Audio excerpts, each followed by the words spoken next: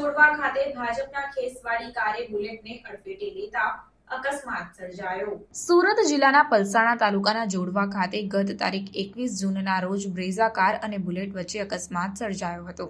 આ અકસ્માતમાં કાર ચાલકે પલસાણાના જોડવાથી 7 કિલોમીટર દૂર કામરેજના ઉંભેડ સુધી બુલેટ ઢસડીને ગયો હતો।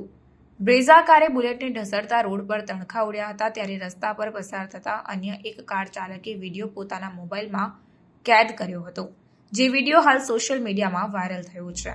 વાયરલ થયેલા વિડીયોમાં કારના ડેસ્ક પર ભાજપનો ખેસ હોવાનું જોવા મળી રહ્યું છે, જેથી કાર માલિક ભાજપના નેતા અથવા કાર્યકર હોવાની આશંકા છે।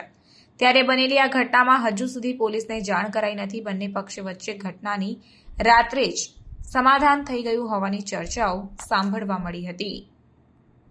પ્રાર્થના સંદેશ ન્યૂઝની તમામ લેટેસ્ટ અપડેટ્સ માટે ચેનલને હમણાં જ લાઇક, શેર અને સબસ્ક્રાઇબ કરો।